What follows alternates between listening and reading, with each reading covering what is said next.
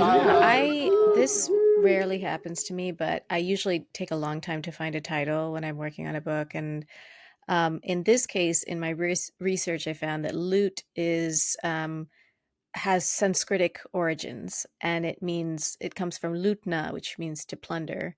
And I have read that until this kind of period in time, that English didn't quite have a word that could encapsulate the extent of theft and um, of things being taken, and so they needed a new word, and so they took loot from lutna. But I loved that. I loved that learning that, and it immediately it not only worked on the level of meaning, but it had a kind of sharp contemporary quality. Like I find that um, the one word monosyllabic kind of title to be very it just somehow it just suggested a tone to me that that this was not going to be a kind of romantic portrayal of colonial times, that this is going to be an anti-colonialist novel. At least that's what I wanted. But I agree with you. I feel like stumbling on a word like that, it felt like a talisman, and every time I thought about it, it immediately conjured up not only just these interesting layers of meaning, but also a kind of feeling, a kind of direct kind of confrontation with history in a way. And just to be clear, uh, the title of the book came to you after you had already written it? Like you had the full manuscript or no? No, I usually that's what happens to me. I finish and then I'm like kind of searching around and looking for a title. This came along in the research before I really started writing. And that just became the title of every file, every draft. So yeah, that was pretty early on. So you had it. And it was kind Yeah. of like, I mean, it kind of functions as a North Star in a way. Or, Hmm. I mean, I'm sure that, isn't it weird how like a title, and in this case, a one word title, can shape an entire text in some like subtle but deeply meaningful way? Yeah, I have never I don't usually think in terms of theme much when I'm writing. And not that, that a book has to have one theme, but do find it helpful. I like that word North Star. It's something that just having something to kind of work toward. It just also there's a kind of certainty to the one word title that I think so much of writing a novel or drafting a novel is trying to trick yourself into feeling like you have the authority to write about this subject matter. And I think historical fiction is something I don't necessarily feel a lot of authority about. I've maybe written one story that was set in a different time, and for a long time I was just doing research and being like, I don't know if I can how am I going to write a novel that's set in an English country house, or how am I going to write a novel, a passage that's takes place on a ship. Just all these kind of, I had a lot of uncertainty about it, but it was helpful to have a very kind of powerful title in Well, that I'll way. tell you, when I was reading this book, it repeatedly occurred to me that you gave yourself a huge task. It was like, oh my God, like, how did she do this? And I got to confess, too, that like this history of Tipu Sultan and, the automaton, all that kind of stuff.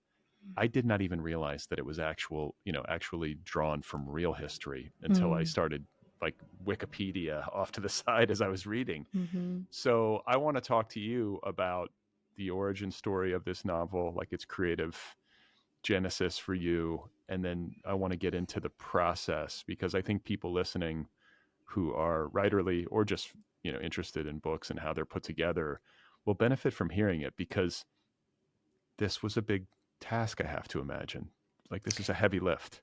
Yeah, yeah. I never set out to write a heavy lift novel. I always set out with the ambition of writing something sort of slim and sleek and will take me a year Uh-huh. less, hopefully. Right. And it never happens.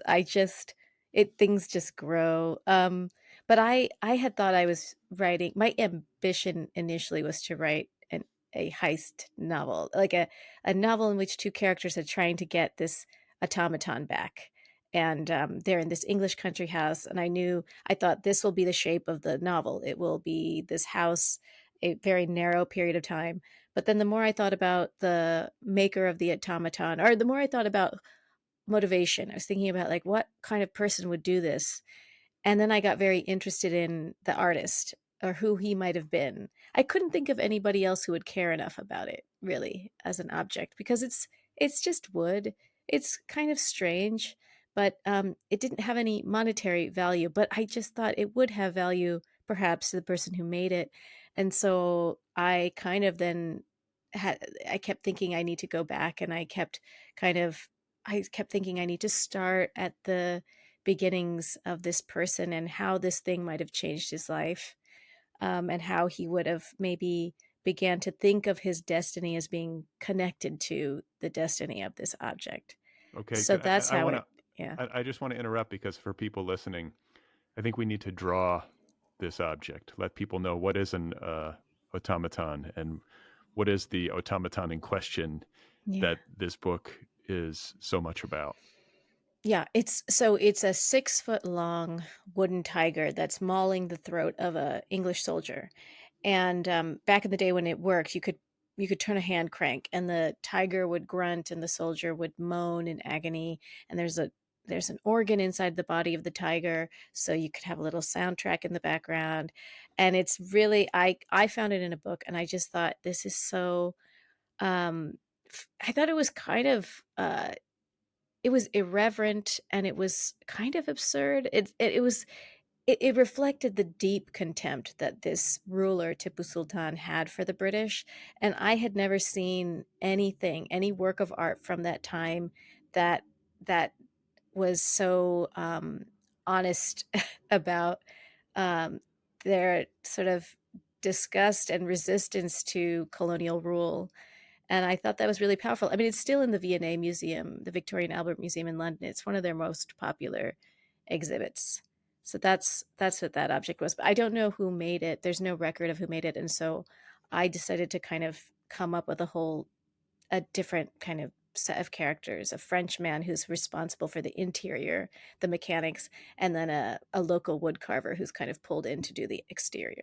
Okay, and was uh, the actual automaton, was it the like point of genesis for this book? Yes, yes. I was reading a book called Edison's Eve, and it was all about the history of automata, but mostly focused in Europe. So these automatons were really popular in the 1600s and 1700s, and there are like really sophisticated ones. Like there's one by this French guy Vaucanson who created what is called. Are we allowed to curse on here? Oh yeah. It's called a shitting duck, a pooping duck, and it would eat food and then poop the food. And people thought it was digesting the food when actually it was just stuff lodged in its butt that would drop out every once in a while. But it was really, remarkable at that time. It looked very real.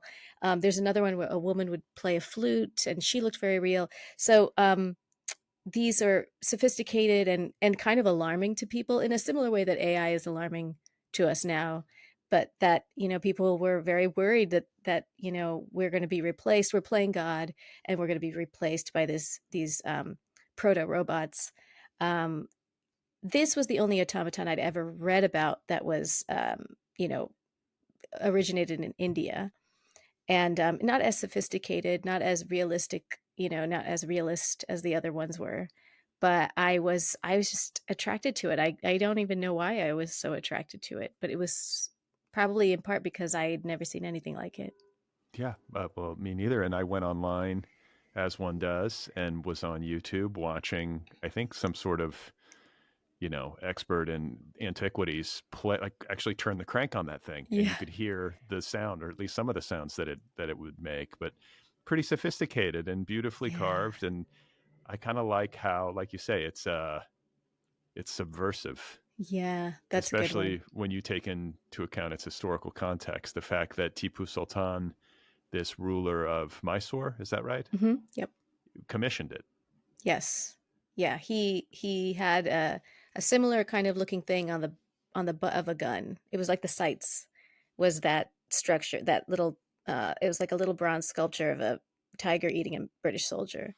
And so this thing, people speculate that this thing was based on um, that tiny little sculpture, I guess. So, how much knowledge did you have of 18th century India and the this colonial struggle prior to writing this book? Like you start with the automaton or automaton. I keep Hmm. mispronouncing it, but you start with that object.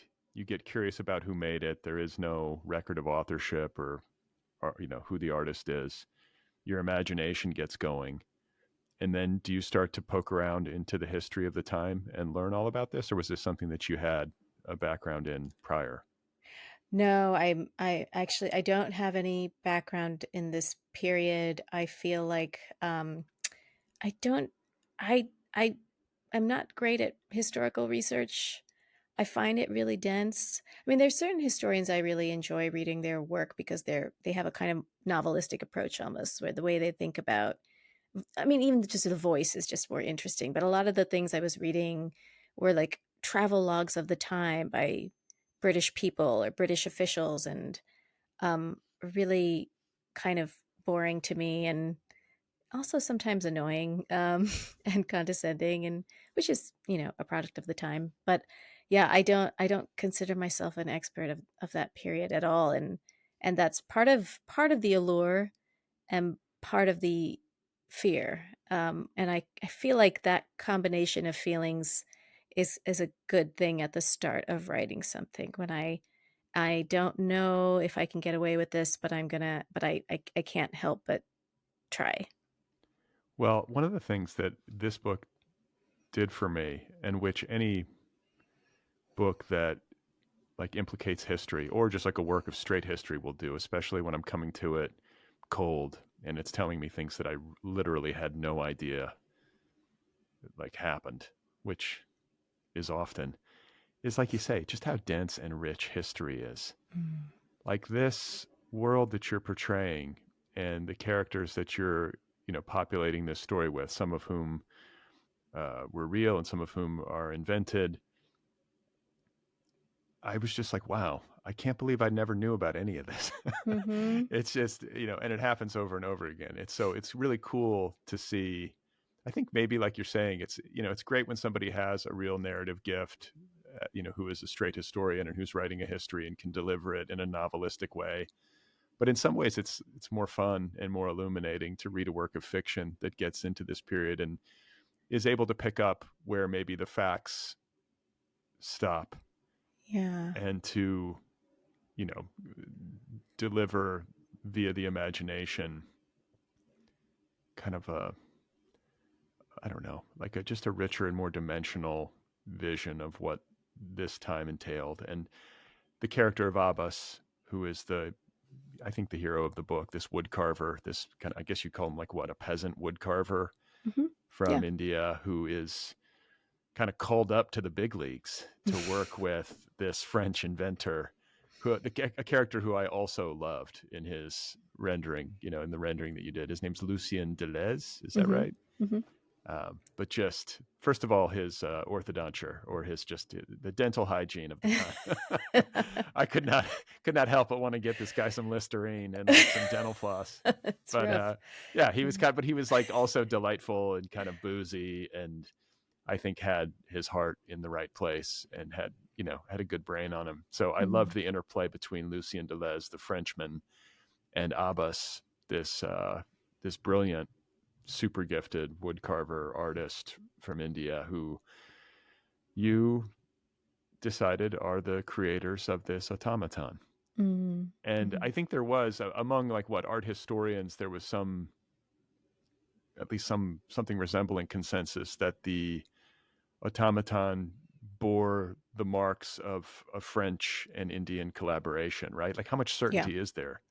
Yeah, I think that's pretty accurate. I think because, that the interior mechanism had been something could only have been conceived by a French presence in Mysore. And Tipu Sultan he was very much a visionary in terms of, he understood that in order to compete with European powers, he had to kind of bring in European clockmakers and engineers, and so it made sense that the interior resembled a lot of what was being made in France, and the exterior, the style of it is Mysorean.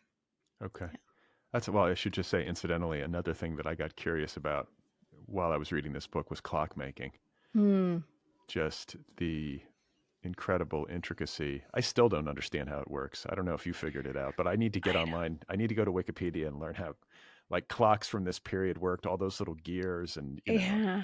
but required like for the time you had to be basically like a master builder, master coder, I guess would be the Mm. corollary, somebody who really understood how to put things together in a very intricate and sophisticated way.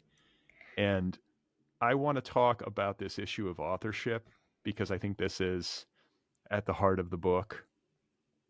Who owns a piece of art? Mhm. I read that you went to Mont Saint Michel in France, up in Normandy. That beautiful, what is Hmm. it like? It's like a chapel on an It's like island. an abbey. Yeah, Yeah. I mean, just Hmm. gorgeous. I mean, if anybody doesn't have a visual frame of reference, it's worth Googling Mont Saint Michel. But you were there and went into a room where the stones bore the initials or the names of the people who placed them, I believe, Yeah. which Hmm. distinguished that room because other Hmm. rooms there were no such markings. And I just love to hear you talk about being there and seeing that and how it related to your book for you. Yeah, I in all the other rooms, there's these big cubicle stones that are laid in the floor, and they're blank. And in this one room, all the stones were turned in such a way that you could see those initials on each and every stone. It could have been the carver's initials, or it could have been the workshop initials. But I just thought this can't be an accident, because it's every stone, and it felt like it was it called to some very human impulse to want to be seen and remembered, or to leave something behind of yourself. And that goes back all the way to the caves of Lascaux, and people put handprints on the walls, that there's something about the act of making something that yearns to be shared and connected, like you yearn for. I mean, at least that's what I one of the things I need in order to make art is to know that there's some person who's going to consume it and connect to it in some way. And um that I thought that room was almost as amazing as the Abbey itself, because it just felt so human and it felt so recognizable to me. And I felt just a sense of wonder in that room, and I it made me want to think about all of these people we'll never know anything about, and probably people who expected to be forgotten, but yet wanted some power over the grave, some sense that they of some way of touching immortality, and that was perhaps their way. I mean, I'm probably projecting somewhat too, but I just thought it was really magical, that room. I'll tell you this: if I moved one of those stones, put them in put them in Mont Saint Michel, I'd be carving my initials in that too. Right, right. just just like the Yeah, victory of actually getting that labor done. I mean, that's another thing. You get into history and you start to look at really old, beautiful buildings like that, and to imagine, like the pyramids, would be maybe an obvious example, but to imagine their construction in the absence of mechanized help yeah, is yeah. astonishing. And like the number of people who died building these things, like Mhm. there people die building like stadiums today with Right. cranes and all the stuff that we have to help us. And one can only imagine that it was that much worse for people in you know in olden days. So Yeah.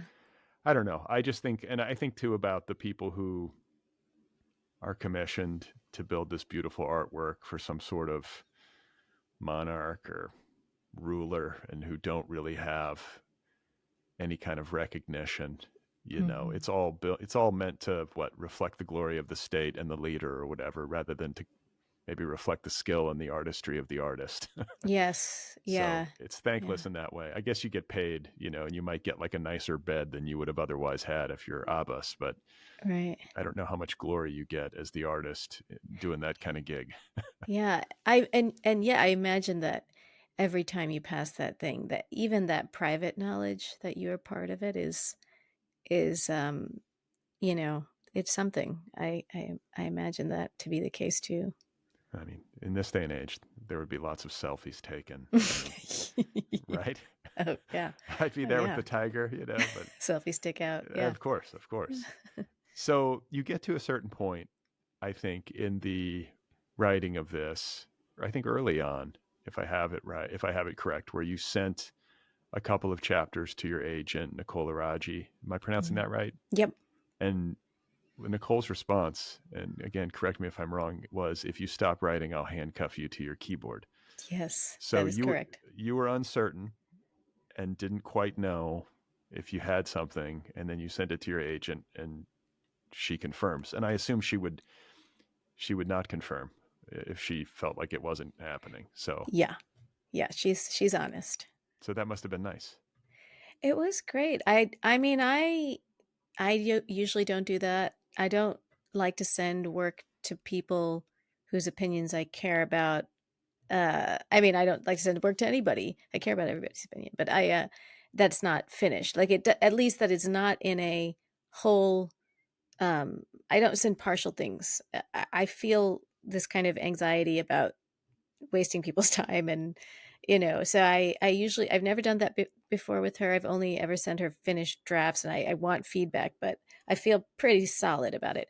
um in this case, I had been working on different projects that weren't going anywhere, and I was in a sort of uncertain period of my life, and as a writer, I just was not as decisive as I had thought myself to be until that point. And so I wrote a couple chapters of this book.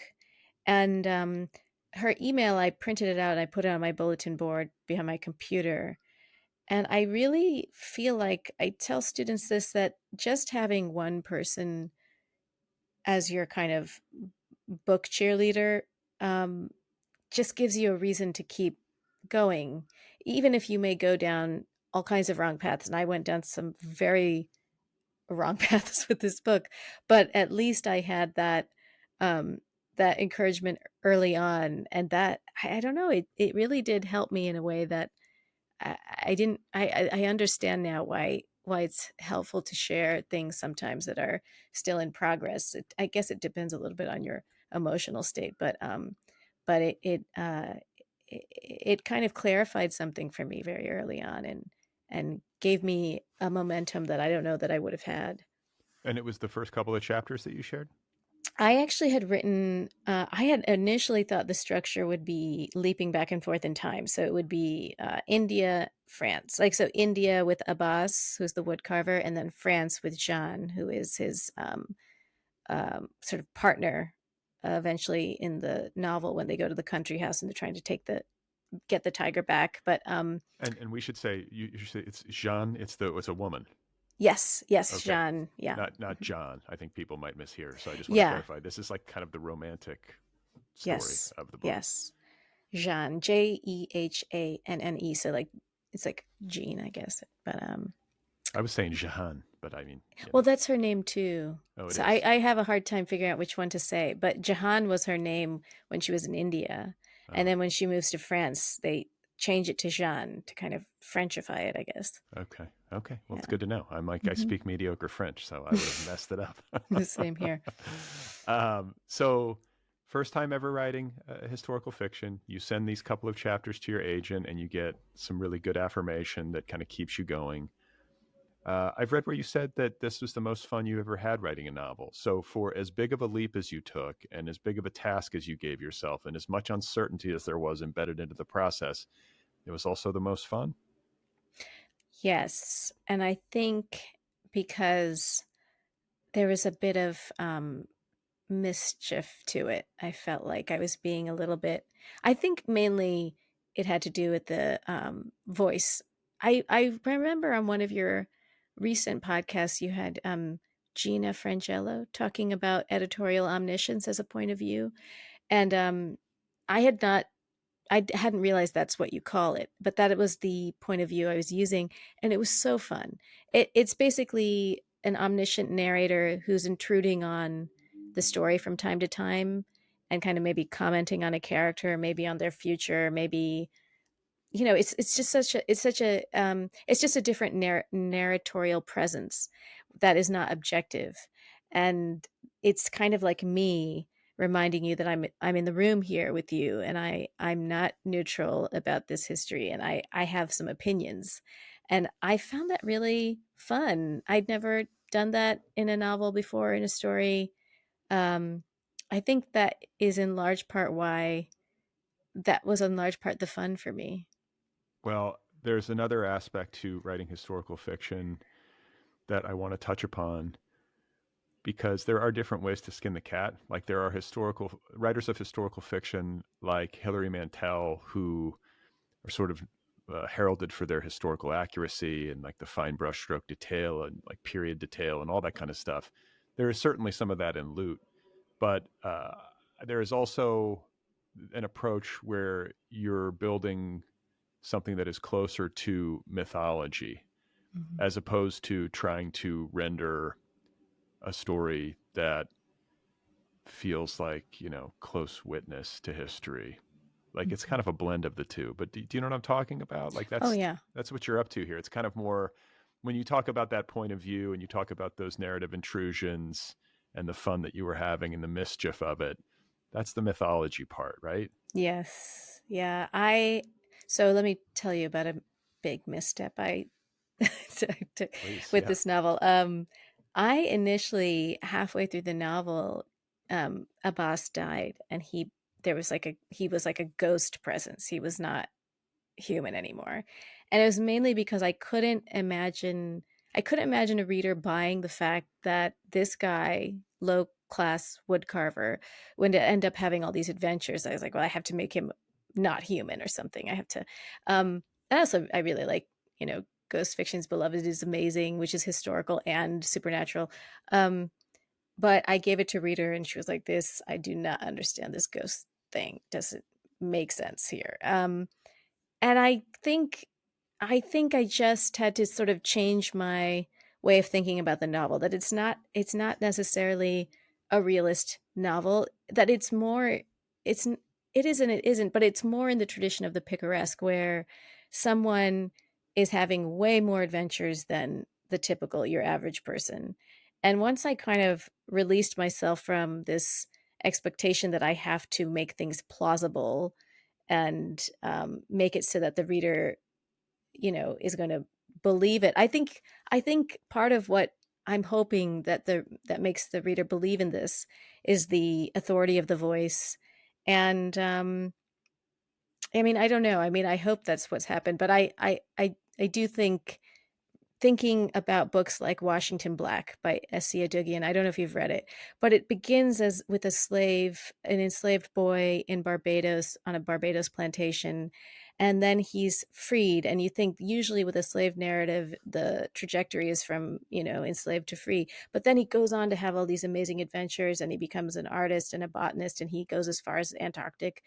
And I just thought, oh, you can do that. It's just that we don't necessarily see narratives like this, like of people of color, people who were um, lived under such harsh circumstances. But that doesn't mean it can't be possible within the frame of a novel. And so I kind of love the idea of letting somebody who um, we might not usually attribute all these kinds of adventures to, let him have it, let him have the romance, let him have the adventure at sea. That was kind of fun for the me. the baguette in a, on a bicycle. I can see it all. His lovely little like romantic life in France. It's like such a nice like fairy tale for him, and Yeah. deserved. And I want to talk about like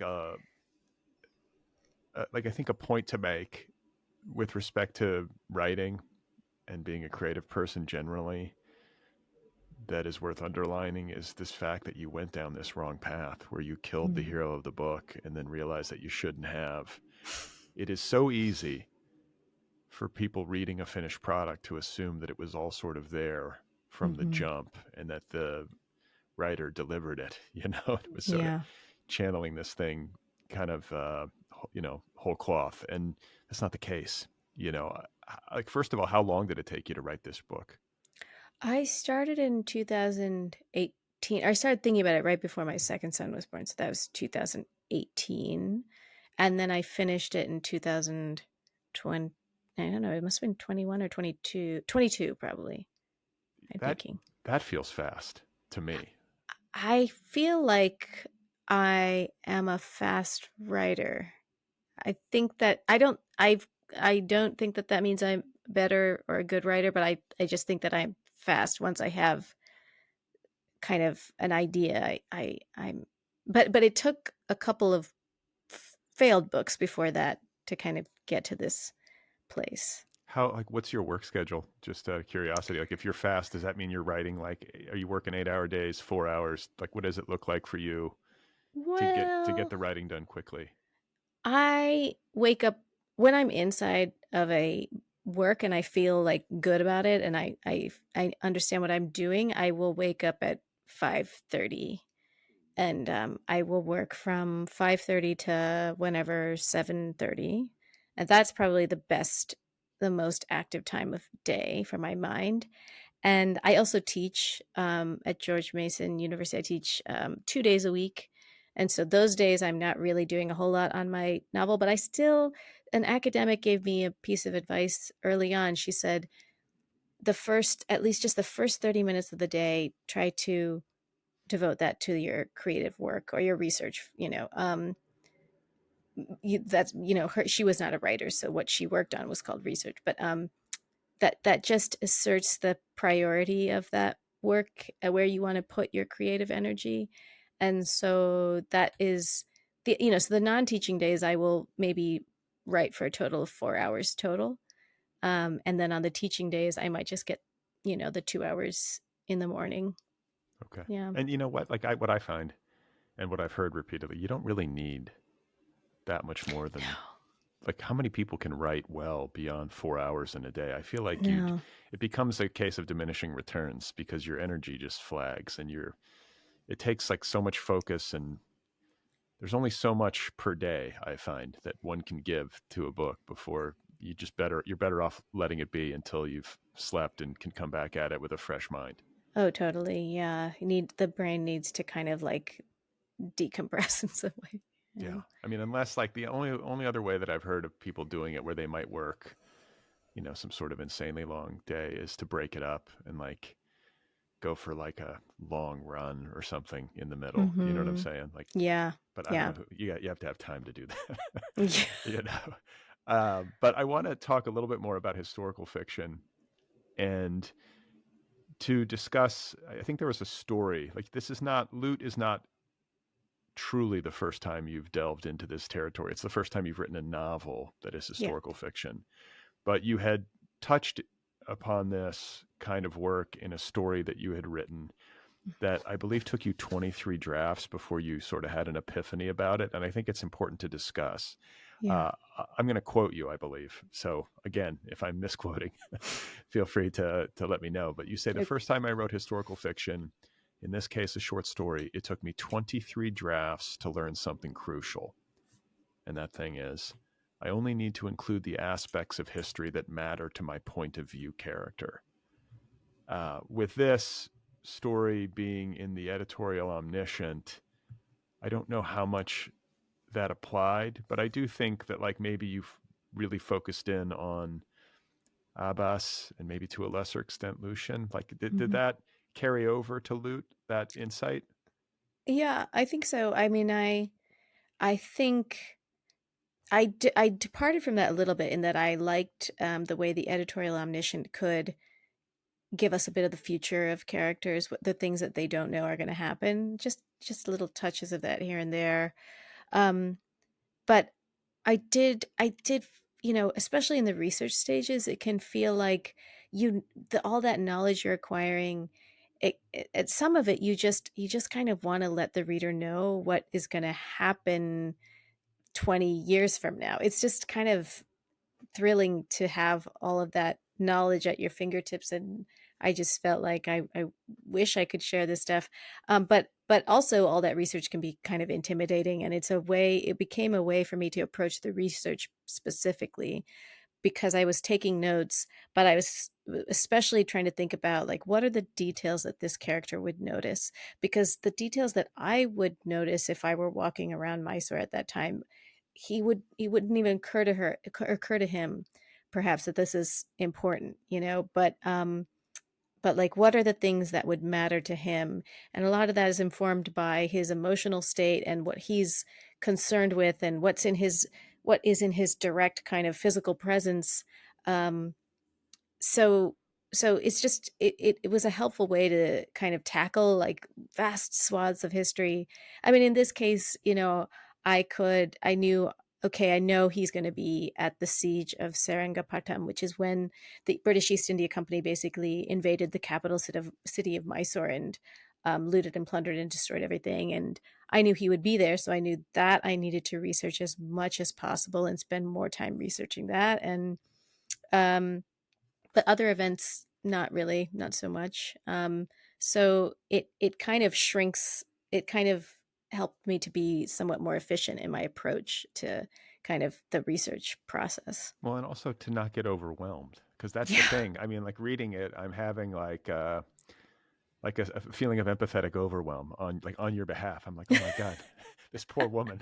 I know. As like I'm because I know a thing or two about like trying to tackle a novel. It's never easy, but when you have this much ground to cover and this much research to do, I can imagine that there could be those feelings of overwhelm. And by narrowing down your field of vision to a protagonist and to considering this broad swath of history through that field of vision alone as your responsibility makes it easier. And then I can also imagine there are other things you sort of had to trick yourself into, like I'm just going to write this chapter, or Yeah. I'm just going to go do this research today and try to learn about such and such, and then you stack enough of those days and eventually it starts to come together. But I think if you start to think of a project like this, like in the main, you start to think of it from a big picture perspective, I could easily see it becoming scary. I didn't. I think it's helpful that I didn't know how fast it was going to get in terms of the different sort of subcultures and things, like how even one constructs an automaton like that. That itself, it's just like a small thing, but I it was impossible. I still don't understand how that thing was made. And I went to different people who still make automatons, and they didn't know how it was made. And I found this one article that was published like 100 years ago where some guy took it apart and figured it out, and I still couldn't figure it out. So I kind of understood at some point that I just have to sort of fake it, that it's not really about convincing you that I am an expert, but it's more about trying to inhabit the character and their relationship to the craft or whatever it is, their relationship to seafaring, how they feel about it. Like if someone were to poll me and you and another person about writing, how we feel about writing, we would say different things about what we love about it and what we hate about it and what we find frustrating about it. And so I just kept trying to keep the character in mind in terms of even just researching whatever thing it was, whether it was clockwork or wood carving, just trying to think about what their feeling toward it was, rather than how to build a clock. No, that's a really good insight, I think.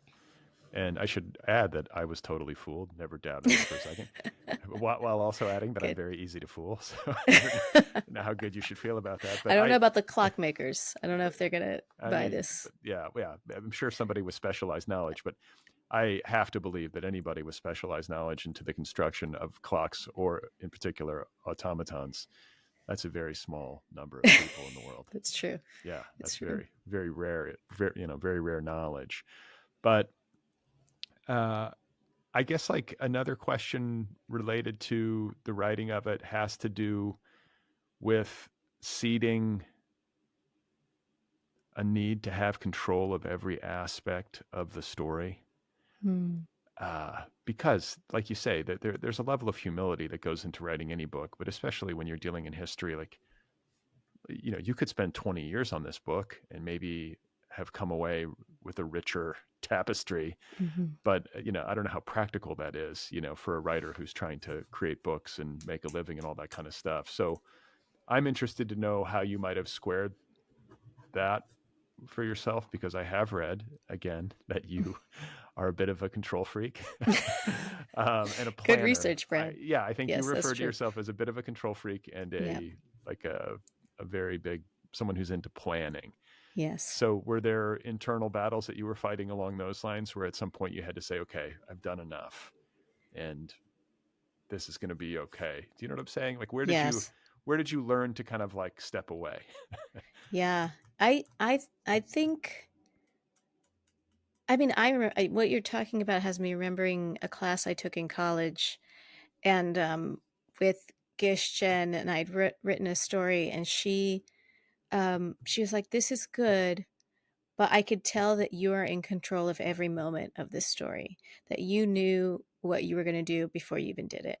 And I just like, "Are you a magician, a mind reader? Like, how do you even know that?" I didn't say that, but she said to me, she gave me this advice, which was, you have to let the story discover itself. And I was like, that sounds great, but how do you even do that? And I think it's just what the note under the note, I think, is learning to live with uncertainty, which I feel like for me has come with age, and just having blind faith that things will come together. But I still, so, back then I used to like outline short stories and stuff. I don't do that anymore, but I do think that, for me, kind of jotting down what's going to be happening, what I think is going to happen, over the next chapter or two and a few chapters, is just, it just helps me keep going.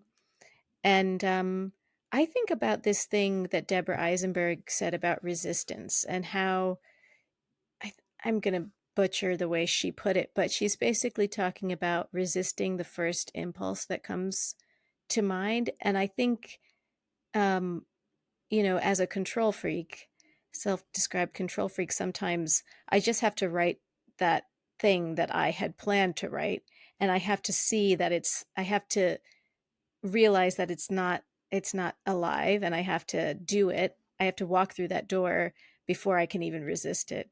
Like, it's not for me, it's not necessarily about trying to um not be a control freak, because that's kind of what I am, but I acknowledge that I am somewhat controlling. This is why I'm making these like lists of things that are going to happen, but then trying to resist, being open to resisting these, and recognizing that they're just the first impulse, and that something else could be coming along if I go back and revise and rewrite, and sort of just being flexible too along the way. Well, and open to serendipity.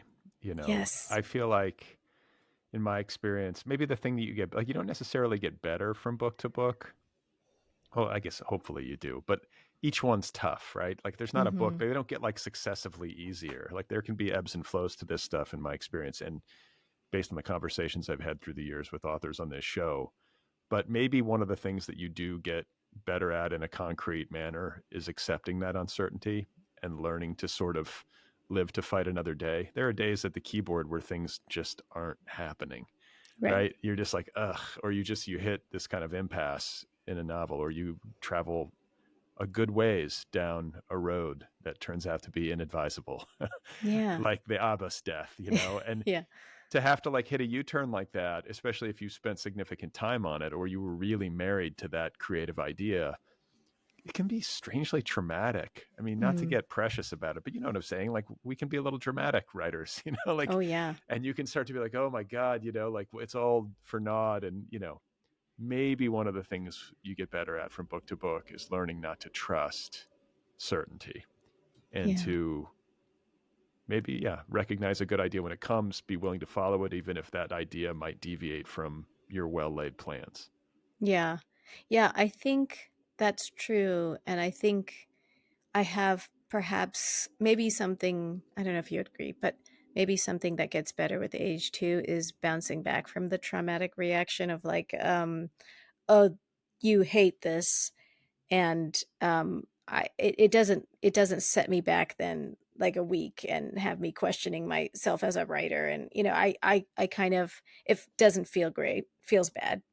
But then I kind of more quickly switch into the mode of like, well, now what?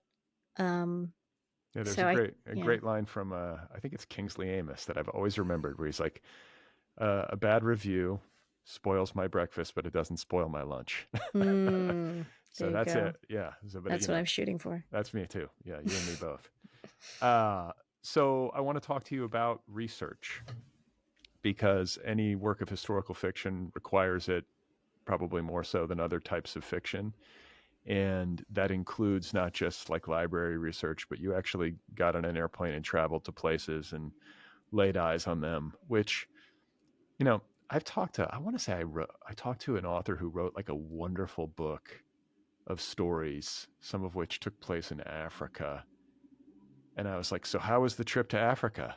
Mm. And he was like, never been, just Googled it. It's like, whoa. And Google Earth is very I mean, and effective, I guess. I was never in doubt. I thought that this guy had been like, had a Fulbright, like I was like, this Well, is it. He's lived there. Nope.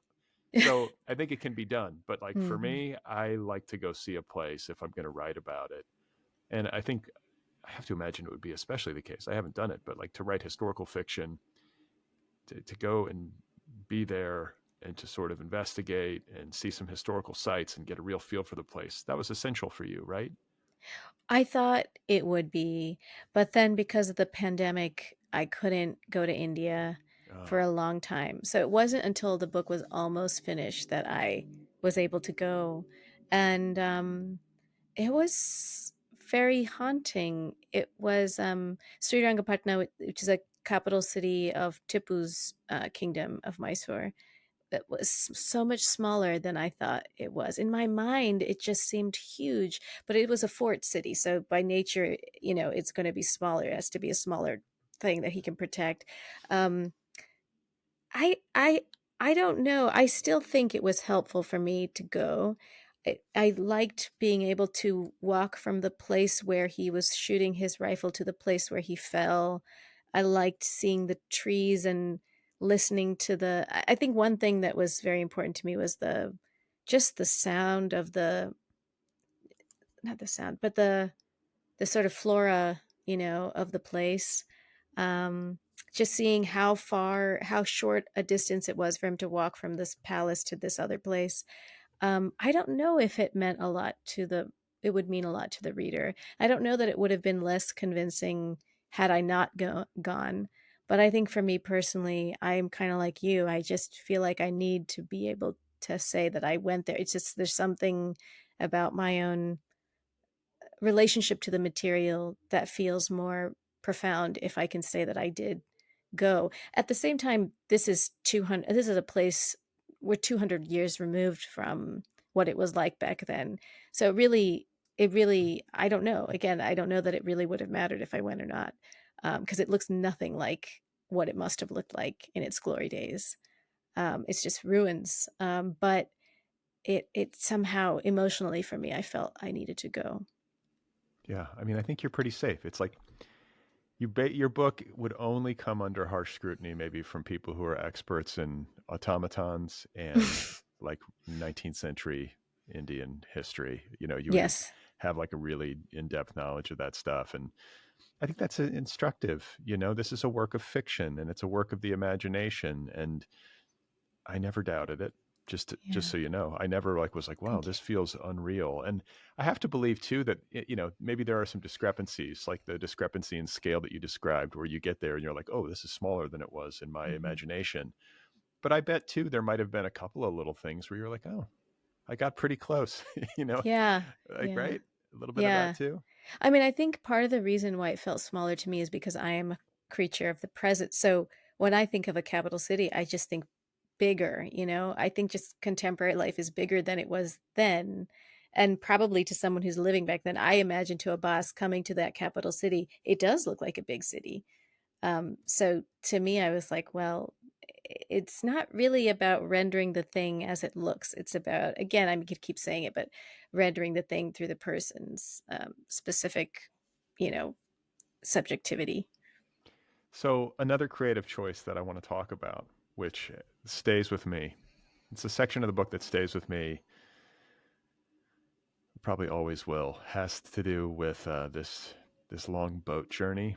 Mm. One of the functions that this novel performs for the reader is to dissuade them from ever wanting to travel on a boat in the 18th century style. There's a section of the novel narrated by a character named Thomas Bedecker, who only really factors into this section of the novel. It's kind of an ingenious choice to have him talk about this boat journey, which implicates Abbas, the hero of the book, but you have it told from this Thomas character's perspective. You talk about how that arrived. It's like a diaristic Hmm. interlude. And at first, as a reader, I was like, okay, wait a minute, who's this guy? What's this storyline? And then Hmm. there, at a certain point, Abbas suddenly appears, and I go, and it just clicked into place. It was very well done. So, Mm. how did that happen for you? Like, Thank you. how did Thomas come to be? I initially there was no Thomas. I thought I gotta get a bus across the ocean, across borders. I'm gonna write this in the same voice, in the third person voice, and from his perspective. And I just found it very boring. I get I don't know how you feel, Brad, in the middle of a novel, but I get antsy. I don't know if the reader is bored. I imagine they are if I'm bored, but I think it's just temperamentally I get bored being inside of the same work in terms of, writing a work like that. But and I just felt like I wanted some kind of disruption. I also felt like I think the epistolary form can be great because it actually in many ways I think requires almost um less research. I mean, there is a lot of things researched in it, but a lot of I feel like you can move across time so quickly. You can condense an entire day into just a couple of words. Like, this is what we did that day, moved these barrels to this other place. And I just like the efficiency of the diary form. And in my research, I was reading a lot of diaries and memoirs by retired ship captains and sailors, and it's just incredible to me uh, what people put themselves through. Oh my It was God. such a high risk, high reward endeavor, and I was so moved by the memoirs because they felt to me like he could have like made it into some kind of tall tales or whatever. But they felt earnest and true, and again another way in which someone's just trying to leave something of themselves behind. And so I really that character appears for such a short time, but is one of the characters I came to be very attached to, somehow. Yeah. I mean, I loved it. And what was the disease that felled so many people? I'm blanking. Was it scurvy or? Scurvy. Yeah. Scurvy, So which people. they knew they knew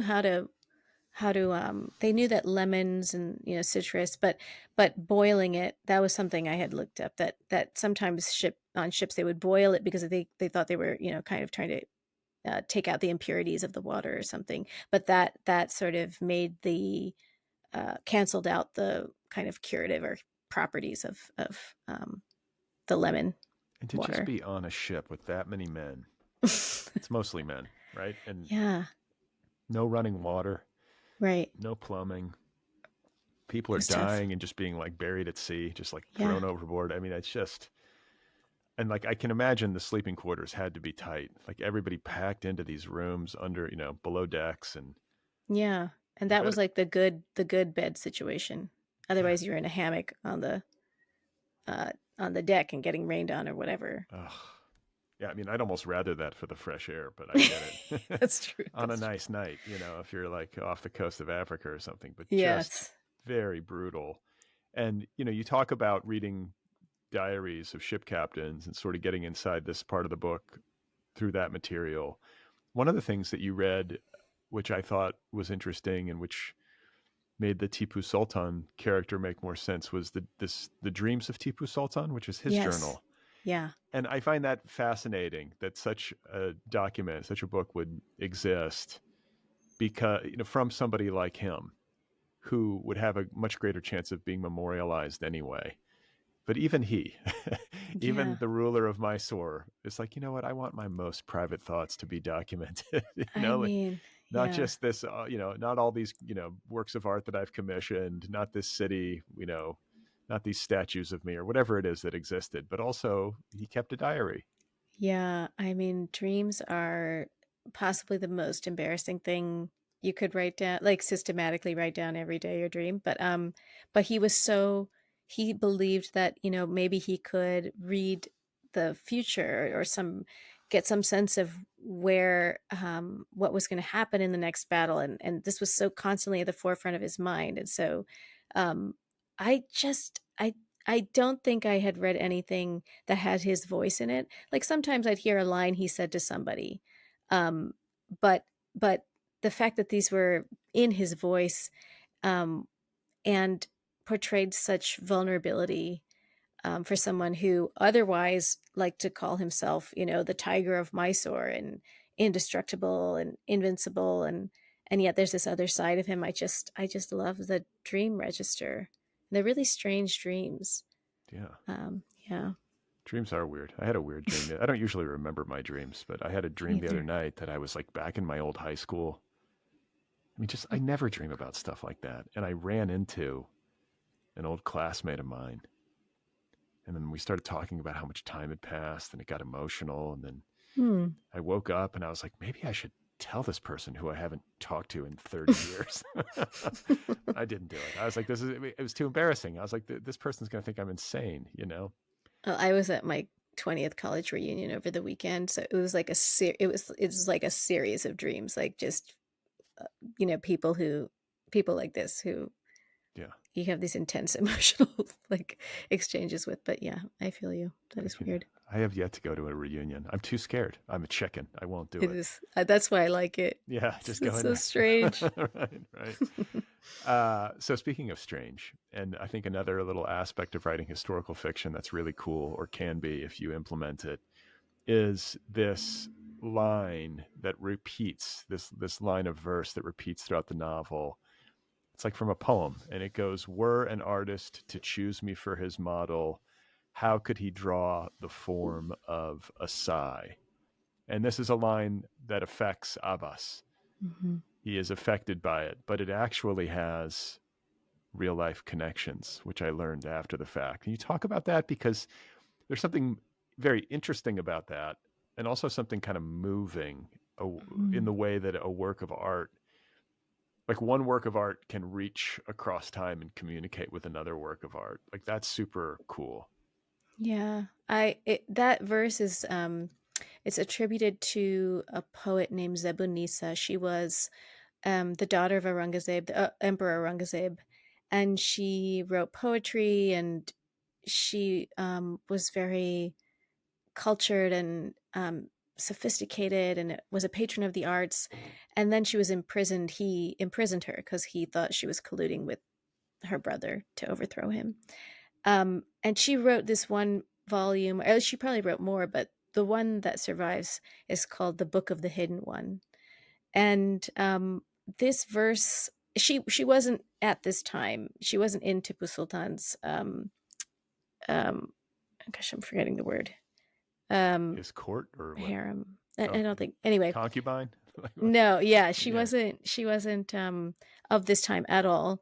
But I wanted to take those lines because I wanted to pull in a voice that was perhaps forgotten by a lot of people, or never even heard of. I hadn't heard of her before I was doing my research, but I just like that layer of ongoingness to the end of the book. That that there's certain things in the novel that are callbacks to history that I hope kind of create a desire in the reader to keep kind of exploring these, um, voices that you haven't heard of, or voices that have been forgotten, because that's, I think, one of the motifs of the novel, that who are these people that we um, that these artists who are invisible to many of us now.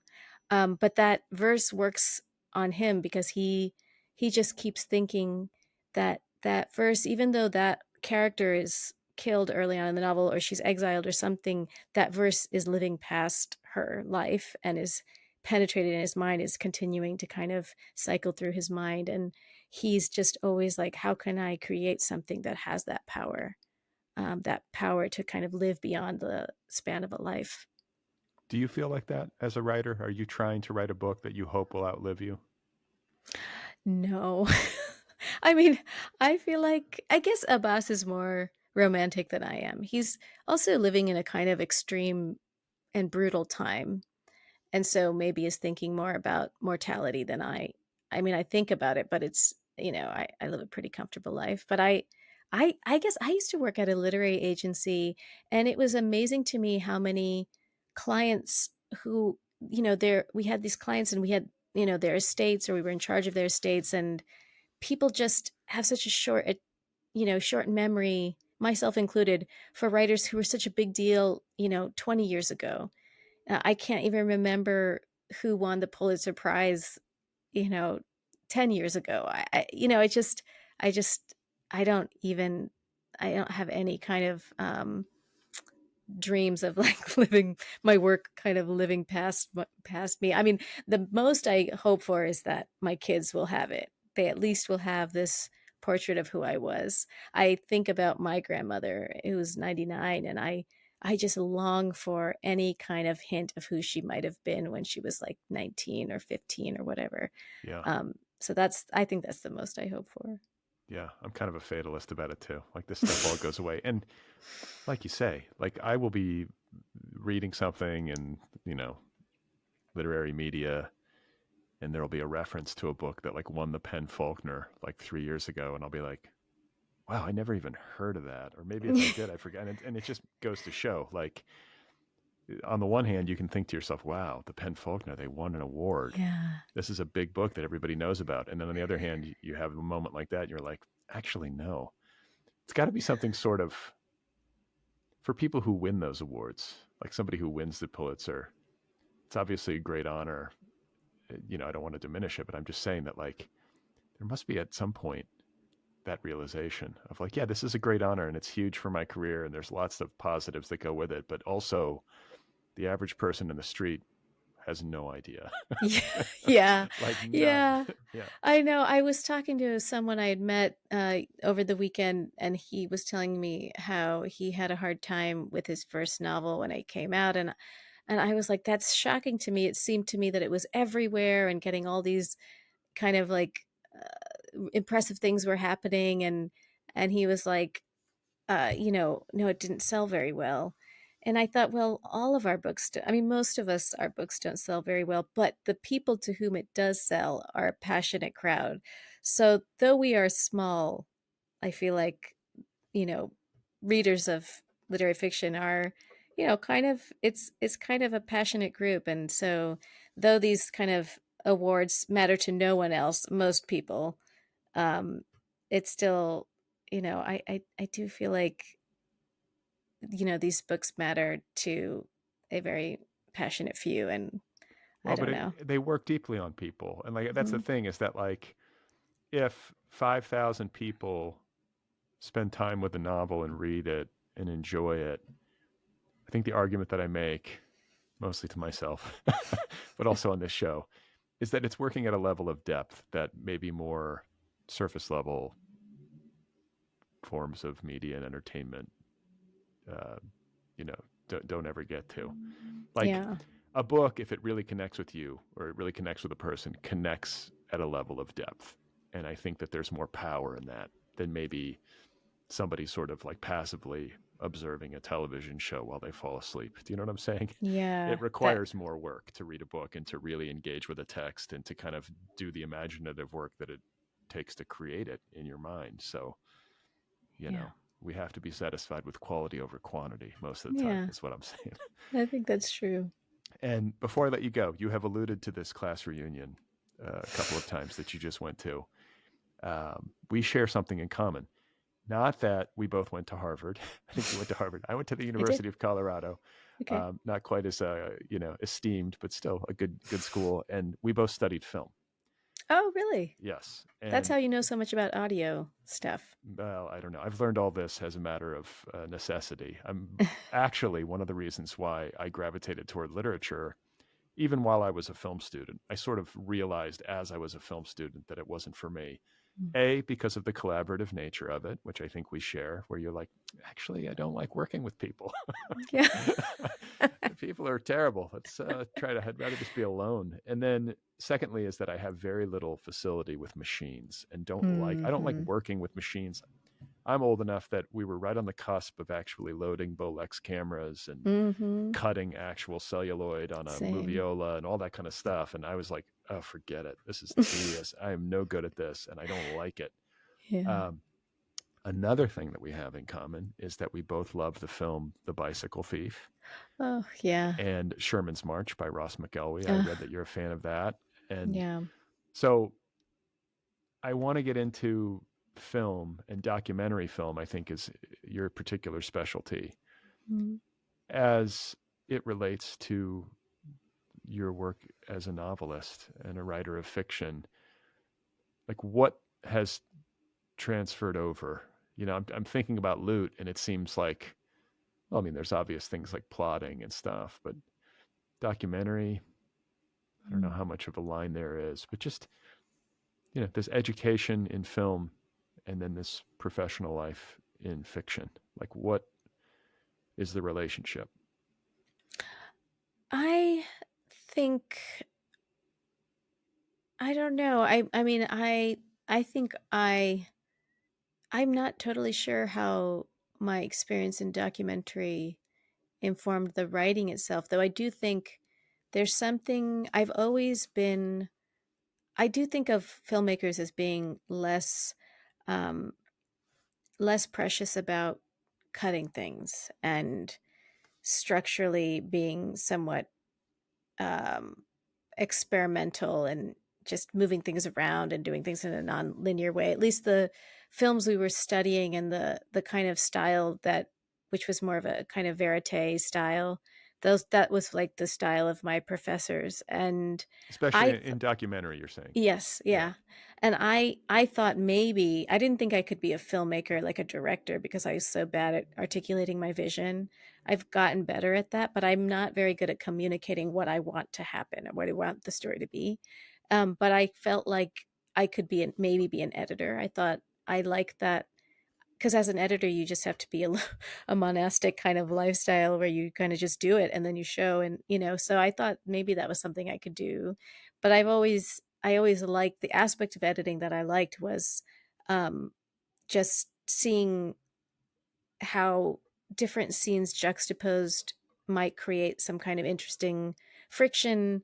Um, and then I was pretty good at, I think, being ruthless. And I don't know if that's carried over into my writing, but I do feel like I don't mind when someone tells me that, 20 pages or whatever, however many pages is needs to go. I mean, not that I immediately agree, but I'm less emotionally attached than, um, well, I don't know, than who, but I don't feel, I feel somewhat ruthless in terms of the editing process. Well, and I mean, with documentary film, the ratio of film shot to final product is super high, Oh, yeah. way higher than narrative film, which I think, Oh, for people yeah. who don't do filmmaking, they might not realize. But with a documentary film, at least as I understand it, you're shooting a ton, you're cutting Yes. a ton, and you're finding the narrative in the cutting a lot of the times. Yes. You're not operating from a script. I mean, you might have a vague outline or some vision of what you think you want, but the best documentary films that I tend to gravitate towards feel very much like they are found in the edit. Yes, yes, and very much not necessarily nonlinear, and yet feel in the final product kind of undeniable in the form that they take. But yeah, I the person I worked for after my MFA, got my MFA, and then I worked on a documentary film, and she had like hundreds and hundreds of hours of footages. So much of it was just getting to know it and getting to know it and getting to know it.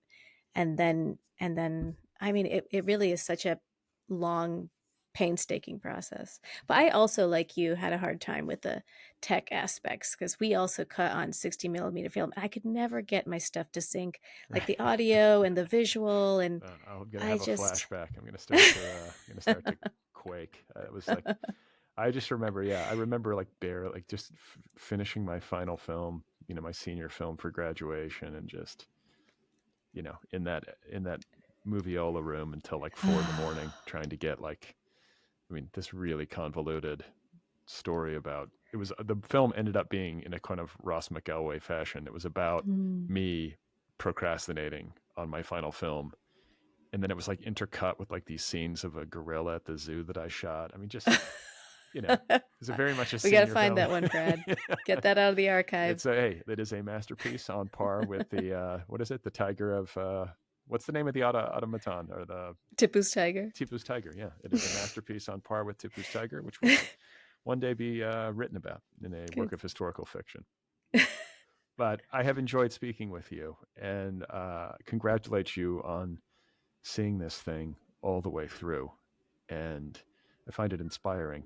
I always ask people what they're working on if they have anything else going, which is a miserable question, but I must do it. Is there anything cooking, or are you kind of in between projects and just enjoying this one? I am in between, and I've been mulling over something in my mind that is a kind of workplace novel, but I do know that I'm not writing historical fiction next. It's going to be research, less research, Okay. a lot less. So you At least say. that's my hope. I was going to say, so you say now.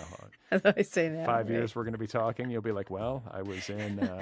The 12th century Yeah, right. is now my Yeah. new thing. I spent a year in Egypt, or doing whatever. But God, I no. wish you all the best on Thank Loot, you. and all the best on whatever comes next. And congratulations. Thank you so much, Brad. It's really an honor to be on your show. Thank you.